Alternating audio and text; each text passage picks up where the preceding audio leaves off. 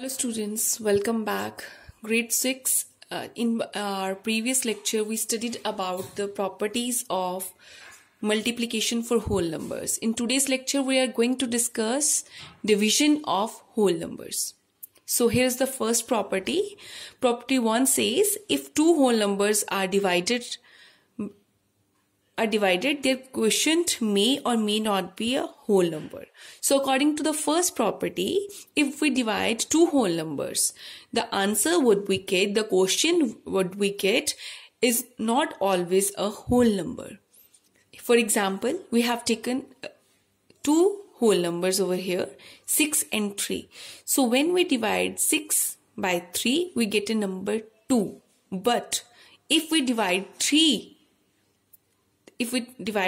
by 6, what do we get? 1 by 2.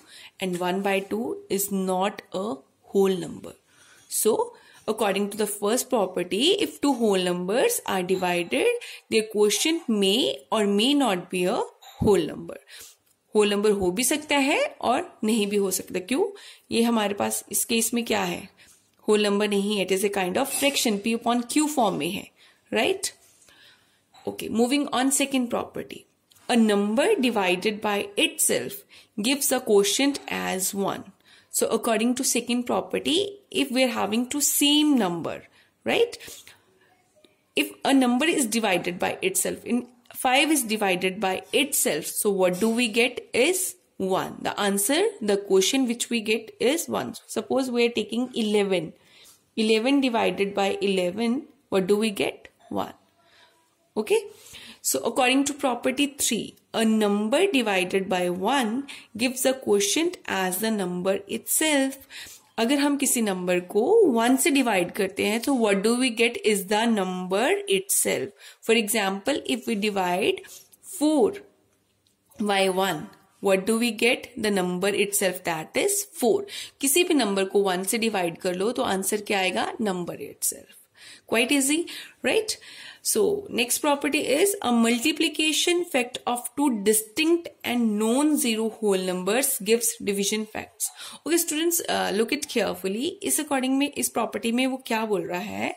A multiplication fact of two distinct and non-zero whole numbers gives division facts. कहता है कि एक multiplication fact, अगर हम किसी two non-zero numbers को multiply करते हैं, सी 4 और 5 हमारे पास 2 नंबर है, अगर इसको मल्टीप्लाई करते हैं जो आंसर आता है दैट इज 20. अगर हम 20 को इन नंबर से बारी बारी एक नंबर से हम डिवाइड करते हैं तो हमें आंसर में दूसरा नंबर मिल जाता है. सपोज वी डिवाइड 20, हम 20 को डिवाइड करते हैं 5 से, so what do we get? 4.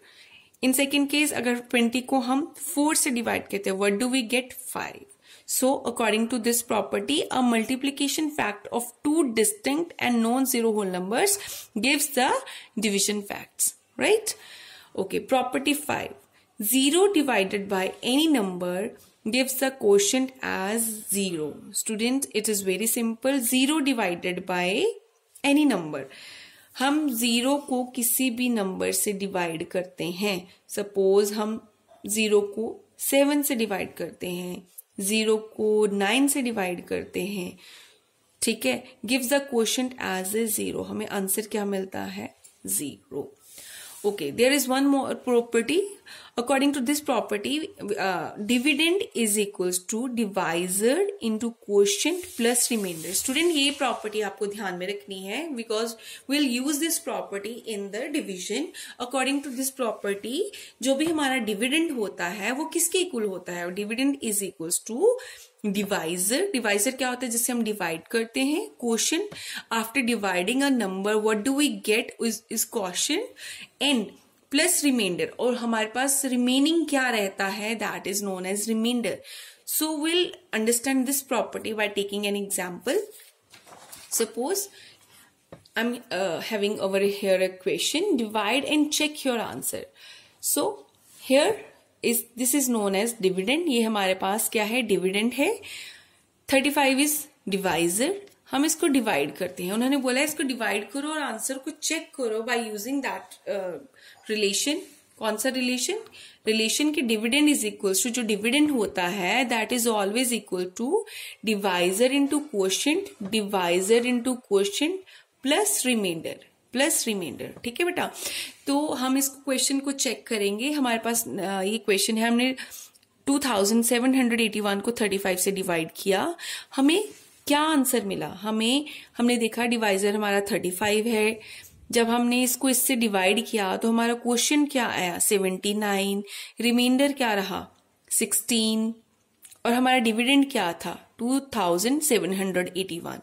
Now to verify कि वेदर हमारा ये सम जो है ये आंसर है ठीक है, तो बेटा इसको हम कैसे वेरीफाई कर सकते हैं? हम डिविडेंड को, जो मैंने अभी आपको पीछे बताया कि dividend is always equal to, dividend किसके इक्वल होता है?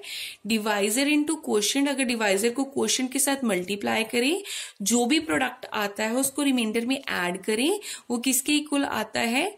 डिविडेंड के इक्वल आता है। किसके इक्वल आता है? डिविडेंड। तो चेक करें इसको। देखो अभी जो हमारे पास डिविडेंड था मैंने यहां पे लिख लिया, डिवाइजर क्या है 35 जिससे हम डिवाइड करते हैं, क्वोशिएंट क्या है जो डिवाइड करने के बाद जो हमारे पास आंसर आता है, क्वोशिएंट लिख लिया, प्लस रिमाइंडर क्या है 16।